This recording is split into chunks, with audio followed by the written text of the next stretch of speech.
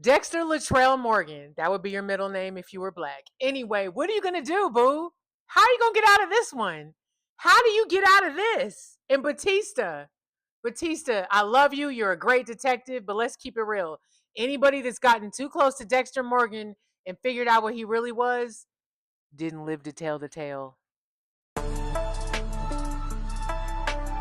Welcome to the Asia Esterak Hour, where film meets conspiracy and pop culture gets a reality check.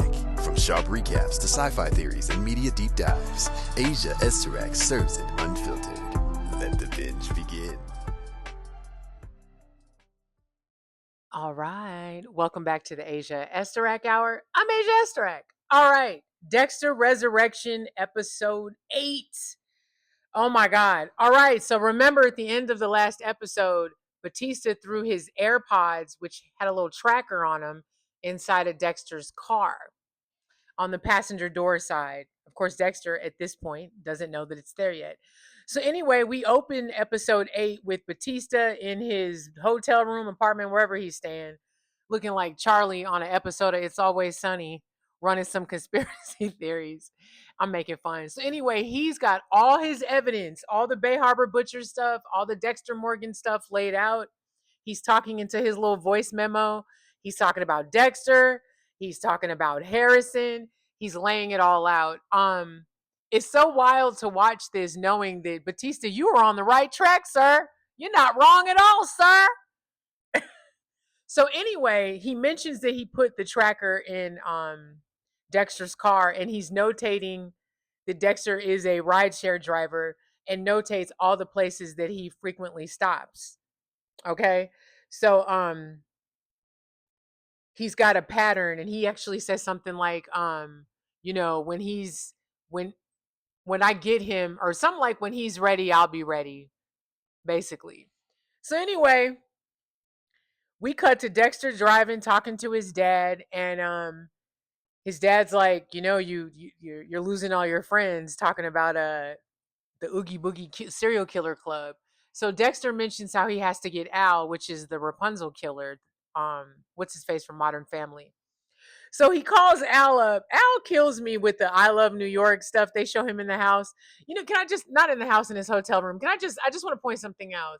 So this character, Al, who's the Rapunzel killer, he kills women that have ponytails and cuts their, ponytail off as a token. Can we just talk about how terrifying this character is? Because he's just so happy, and I'm from Wisconsin, and I got to get home because the little lady's ovulating and want to have more kids. Meanwhile, he's strangling bitches and cutting off their hair. This dude looks like every parent at a parent teacher or back to school night situation. Terrifying. Anyway, so Dexter calls him and he's like, hey, I would love to see you before like to hang out with you. And he's like, well, I'm going to be skipping town. I'm watching Hamilton tonight, and then I'm just going to head out early. With everybody dying in the group, I just figure I'll just leave. So Dexter's like, Hamilton, huh? And he's like, yeah. And he goes, well, why don't I meet you after? We'll grab some coffee before you make your drive out.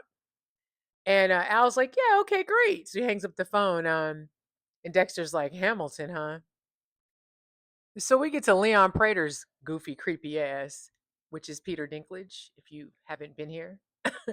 So he's throwing a gala for a benefit, whatever, for the cops and firefighters, I believe, of New York City.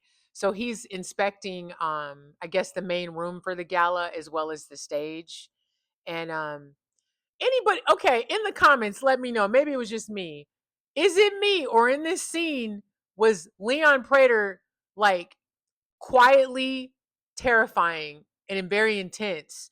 So he's staring at the stage, and he's got the planner with him and a bunch and some other people, and he's like, wheelchairs. There's no wheelchair access. And the woman's like, oh my God, Mr. Prater, we totally overlooked it.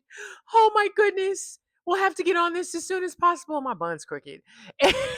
And and he's like, no, it's okay, as long as it gets done by the time the gala begins. I think he's like in 23 hours or some shit like that.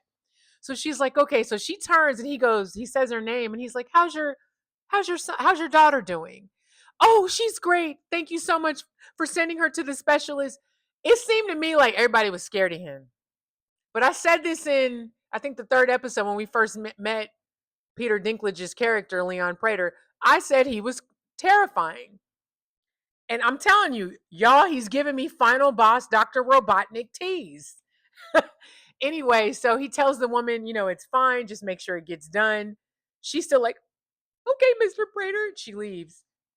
So Uma Thurman, Charlie, is standing in the cut looking at him like, so they go and they step into his office or wherever. And she, because she's smart, she's talking about Red, aka Ronald Schmidt, also known as Dexter Morgan.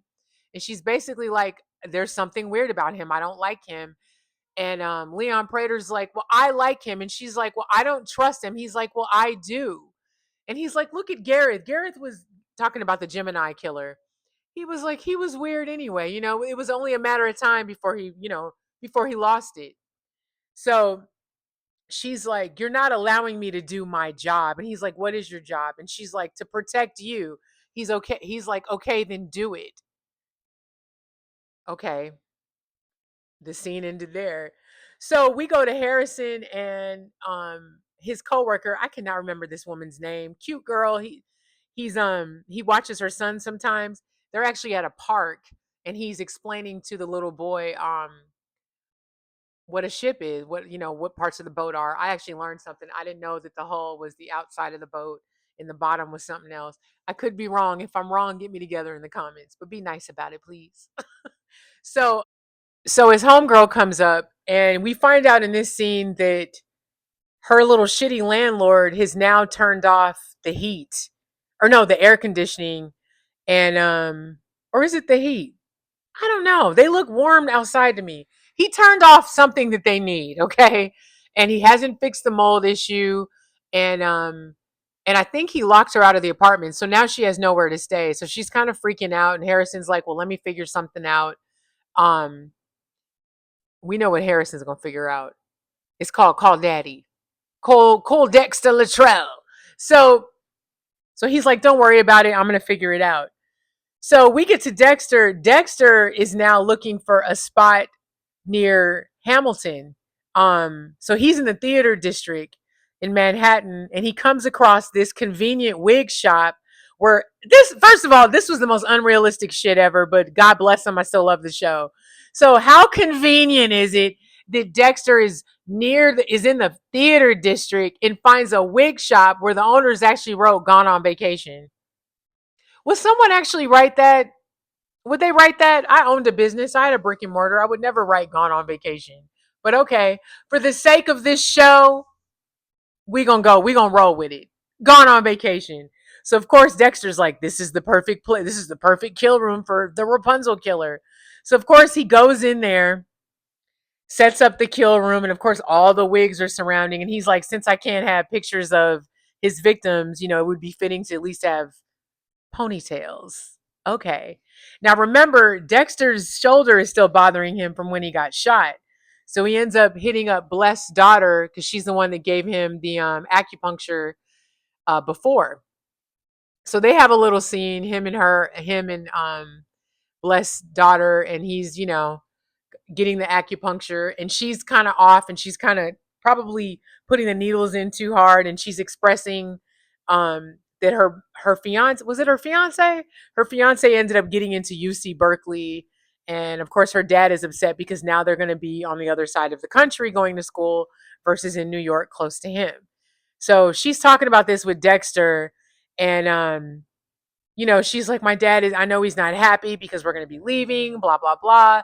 So in this scene, Dexter's trying to appeal to her and he's like, well, maybe your dad is just still grieving about his mom, he was what did he say? He was a child soldier. I mean, his mother saved him. And she's like, what? What are you talking about? So Dexter said too much. Turns out Bless's daughter didn't know anything about his warlord past, even though it was, he was kidnapped into that. So she, of course, is like losing it, can't concentrate.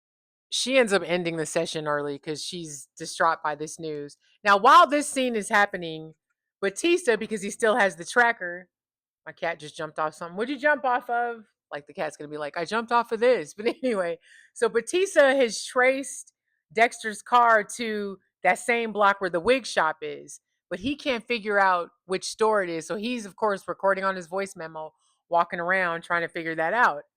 Um and Yeah, so let's cut that there. She ends up cutting the session short because she's distraught over what she just heard, and Dexter feels horrible because he realized yo ass was talking too much. So while this scene is happening, Batista has traced or has tracked Dexter's car to that street where the wig shop is on, the new kill room, but he can't figure out which room it is, which business it is. He just knows it's in that area. But you know him, he's ready. And also while this is going on, Detective Wallace. I keep calling this lady Olivia. Her character's first name is Olivia. So Detective Wallace and her partner comes in his tuxedo, and he's like, "What do you think?" And she's like, "What are you wearing that for?" Meanwhile, she's looking up the Bay Harbor Butcher articles, all types of stuff from Miami because you know she's invested. Because this lady's Sherlock Holmes. She's fantastic.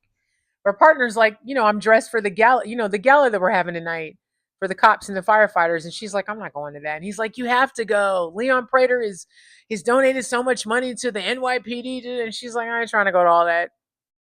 So just before this, after Harrison talks with his friend about the whole landlord thing, he actually calls Dexter.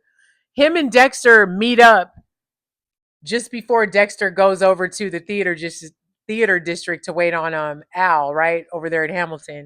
So him and Harrison meet up, and Harrison is telling um Dexter about his friend's landlord and how he's a slumlord and he's terrible, and Dexter's like, well, let me talk to him. Let me see if I can talk to him, and maybe I can persuade him. And Harrison kind of gives him this look. He's like, I'm not gonna do that, but let me see if I can persuade him. Let's see what I can do. Don't forget that. So Dexter goes over to the theater district. He's waiting outside of Hamilton. The play lets out. Everybody's walking out, and he's just standing there. And he's like, "Where is Al?" And he's looking. He's just like, Al's nowhere to be found. So he calls him. He's like, "Hey, buddy, dude is in the car driving." He's like, "Yeah, I'm outside waiting for you. Where are you?" And he's like, "Oh, I left." Yeah, he goes, "I didn't know there was going to be rap in the play." He's like, "Yeah, I didn't know it was going to be like that." He's like, "I left the intermission. I already called Leon Prater. I let him know. I'm on my way home. The wife is ovulating and I just want to get there. Just corny shit." Dexter, of course, is visibly like pissed. Um, and he's like, "Oh, well, if I'm ever in the area, maybe." Because at one point he offers to meet up with him, right? To try to like meet up with him because he says, "Oh, I'm almost out of New Jersey now," or something like that, or to New Jersey. And Dexter's like, "I'll meet up with you," and he's like, "No, that's okay. I want to get over to the little lady because she's ovulating." So Dexter, of course, is defeated, and he's like, "Okay, well, I guess if I'm ever in the area, look me up." And he's like, "Yeah, do that." So they hang up. Dude hangs up the phone, deletes Dexter's name, throws the phone out the window, keeps it pushing. Because remember, they were all given burner phones by Prater. So Dexter, of course, is pissed. And his dad appears, and he's just like, he's upset. So then he starts thinking about the slumlord, Vinny. And his dad's ghost is like, he doesn't fit your code. So just stop. Okay. So Dexter's, annoyed because he didn't get to do what he got to do. So he goes home, he walks in, and shortly after he gets in, Bless comes down. I can't remember if Bless was sitting in the apartment. Maybe that's just my imagination because I wanted him to be for dramatic effect.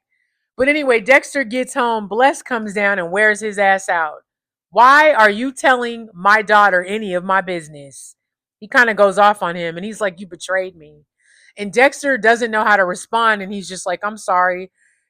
Bless telling Dexter that he betrayed him and then he leaves, that did not sit well with Dexter. Dexter, as I've been saying in all my other reviews, is becoming more human this season. I think that's why I'm just starting to love him even more. He's really starting to feel the emotions. And you could tell that Bless telling him that he betrayed him, it bothered him. It bothered him. But back to business. So Dexter was doing his research on this slumlord, Vinny. He goes to his office, this little shitty office, right? He's been in there for 2 hours, right? 2 hours. So he looks over at the receptionist and he's like, do you know how much longer he's going to be? And she's like, I don't know. So she calls him, and the guy, you can hear the dude through the wall. He's like, he's still there. Tell him I went to lunch. So Dexter's like, man, in his head, like, fuck all that. So he walks in there, busts through the door, and dude freaks out on him. Get the fuck out of my office. Get out of here. So the guy that's playing the shitty landlord he was on The Sopranos. His name on the show was Big Pussy Paulie. Big Pussy. Wait, was he Big Pussy? You know what? I think I'm wrong. I don't think he was big. He wasn't Big Pussy. Oh my God. I just like saying Big Pussy Paulie. He was somebody else, but he was on The Sopranos. Sopranos, tomato. Anyway, he about to die. Maybe. So Dexter sees dude and he's like, okay, does his little quick research, catches up with the guy later on some vacant street, jumps out the car as dude's walking up, injects him with his little magic solution and throws his ass into the trunk. Drives him to the wig store where he was originally going to take out the Rapunzel killer, but the kill room's already prepped, darlings. So he takes the dude in there. Now remember, Batista is tracking his ass and tracks him, of course, where? Back to the wig shop. So Dexter's got dude. Dude wakes up on the table. He wakes him up. You know, he does a little slit on the. Wakes his ass up again because dude was banging on the door, banging on the trunk at one point, but he gets him again. Wakes him up in there. Dexter does his whole thing. Meanwhile, outside, Batista is trying to get into the wig shop. He's like picking the lock. Of course, he manages to get in. He's a cop. He gets in, and Dexter hears him getting in. He says some shit to dude about fixing people's stuff. Like, I know what you're doing. Because of course they end up, when Dexter does his research, you find out the dude is actually the cause of a lot of bullshit, including people's deaths, as well as screwing over tenants. Now, here's the thing. Dexter has a ski mask over his face. So when he's talking shit to dude, he's telling him about what he needs to do with the tenants, and he says something about panic rising. So remember, Batista's almost in. He cuts dude loose because obviously he can't finish the job because he knows somebody's coming in. So Batista opens the door. He walks in. He sees all the plastic like in front, and dude comes barreling out. He's gonna fucking kill me! And he runs out. Dexter, of course, is gone. Batista runs through, sees the kill room, looks at his tracker, and sees that Dexter's getting away. So he's like freaking out. Now, while all of this is going on, Harrison goes back to that school that he wants to go to, that college, and runs into that cute little blonde girl. He tells her that he's definitely thinking about applying. They end up hanging out that night. They go out to some little club situation. So Dexter's getting his groove on with this girl. They end up banging back in the room. Harrison's having a great night. Meanwhile, Dexter is freaking out because he almost got caught. So he rides off. Batista is standing in the wig shop in the kill room. He calls Detective Wallace, the Olivia lady, and her partner. And he's like, listen, he calls them. He's like, listen, you got to come down there. I have evidence that the Bay Harbor Butcher is still actively working. I'm in his kill room right now. Come here. I can show you right now. So she's like, okay. So, of course, they get up to go leave to go do their thing. So Detective Wallace and her partner, they go to meet Batista. Meanwhile, Dexter is driving away still, trying to figure out how the hell Batista found him. He ends up pulling over and he starts tearing up his car. He's looking for something. He's looking for a tracker. He tears up the car. He goes through the trunk. He tears the trunk up, goes through the back seat. He's looking through everything. He gets out of the car again at one point, goes to the other side, looking around, and he's like, the fuck? Gets back in. He's sitting there because he's like, how? And then he looks over and he looks down into the passenger side of the door. Boop! Finds the AirPods. And you know what he does? Gets out the car. Stomp them bitches. Broken down. Done. No more signal. So Batista is still at the wig spot. Detective Wallace and her partner come up. They walk into a room filled with plastic. So Batista, looking like crazy ass Charlie from It's Always Sunny in Philadelphia. So he's like, this is him. He was here. And then he had the guy and he ran out. So they're asking these questions. They were like, so did you see him? Did you see Dexter Morgan? And he's like, no, he got away. And they were like, so what happened to the victim? And he was like, he ran out. He was covered in plastic. And he's like, and they were like, so did you see him drive away? And he's like, no. And they're like, so you didn't see him at all? And he's like, no. So they're looking at him. And he's like, wait a minute. So he starts playing them some of his voice memos about how he's been tracking him. And he's like, I put my AirPods in his car. That's how I figured out that he was here. And they're looking at him like, what you talking about, Willis? Because he looks crazy. So he's like, I can show you here. I've been tracking him this whole time. So he opens up his cell. He walks over to them to show him that he's been tracking them, and it's like signal lost. That's because Dexter stomped that bitch out. So they're looking at Batista like he's crazy. And remember, Dexter said in the last episode to Detective Wallace that Batista is nuts. He was like, yeah, he's been obsessed with everything since he lost his fiance. Dexter made him out to look like a crazy person. So meanwhile, Dexter's back at the house because he's a little nervous. But his dad is like, no one saw you. He didn't see your face. You're going to be fine. And Dexter's like, well, I had no intention of killing him. And the dad's like, yeah, okay. So we go back to Detective Wallace. She goes back to her office. She's again looking at the stuff, the articles from the Bay Harbor Butcher stuff. This might be the next day. She ends up calling Miami Metro PD. And guess who answers the phone? Detective Quinn. So she's like, yeah, I'm calling in reference to Captain Batista. And he's like, Captain? And she goes, yes. She's like, yes, I've been working with him up here in New York. And he's like, oh. And he goes, well, he's not our captain anymore. And she's like, Batista is not an active member of the police department. And he's like, no, he retired like a month ago. Said he had to go do some things. And he was like, he's up there in New York City. And she's like, thank you for your time, and hangs up the phone. So we obviously know that furthers the suspicion with Batista. Now, during this scene, Harrison ends up calling up Dexter, and following this scene, they meet up for dinner. So at this dinner, Harrison is thanking Dexter for whatever he said to his friend's landlord, Vinny. We know what he said to him.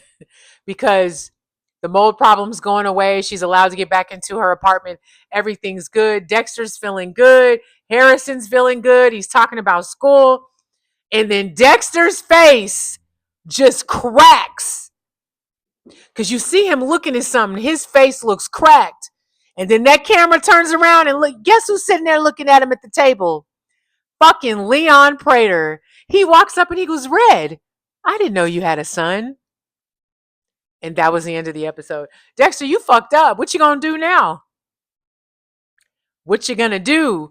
Here's my thing. The stakes couldn't be any higher because Dexter has never met a Leon Prater type. He's never went up against this before. So it's gonna be very interesting to see how he gets out of this. Or maybe he doesn't. What are your guys' predictions for Batista? I don't think Batista's gonna live, and I don't think it's gonna be by the hand of Dexter that he dies. Because we all know whenever somebody figures out who Dexter is, it ends up being somebody else that's close to Dexter to take him out. Me and my sister have a theory. We think it's going to be Harrison that's going to take out Bautista if he gets taken out. If he doesn't get deemed as the Bay Harbor Butcher himself. Anyway, this was a really good episode. We are almost to the end, you guys. I don't know if my anxiety can handle it.